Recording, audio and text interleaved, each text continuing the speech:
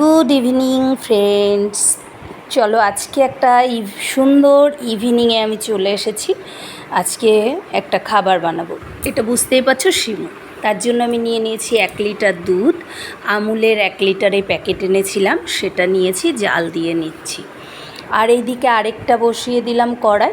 তার মধ্যে কড়াইটা গরম হলে পরে আমি তাতে দিয়ে দেবো ঘি, দিয়ে দিলাম। এবার আমি যে সিমুইয়ের প্যাকেটটা কিনে এনেছিলাম কাঁচা সিমুই, তাকে ভালো করে ভেজে নেব। সিমুইটা যতক্ষণ না সাদা হবে ততক্ষণ কিন্তু আমি ভেজে যাব। আমি ঘি দিয়ে করেছি, তোমরা সাদা তেলেও ইউজ করতে পারো। তো আমি এই সিমুইটা দেখছো লালচে, আমি এই সাদা হওয়া পর্যন্ত সিমুইটা ভেজে নিলাম। এবার পাশের ওভেনে দুধ গরম হচ্ছিল, সেই দুধটা আমি সিমুইয়ের মধ্যে ঢেলে দিয়েছি। এবার এতে মিশিয়ে দিলাম 4টে ছোটো এলাচ, যে এলাচগুলো আমি মুখ ছাড়িয়ে রেখেছিলাম। এইবার দেখো একটু ঘন হয়ে এসেছে। ঘন হয়ে আসলে আমি আরেকটু কাঁচা ঘি দিয়ে দেব।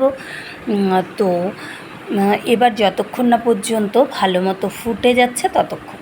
আর এই দিকে দেখো অল্প একটু দুধ আলাদা করে রেখেছিলাম, তাতে চিনি দিয়ে দিয়েছি এবং খুব সুন্দরভাবে মিশিয়ে নিয়েছি চিনিটাকে, যাতে আমি এবার আমি এই চিনি গোলানো যে দুধটা, সেটা এই সিমুইয়ের মধ্যে ঢেলে দেব।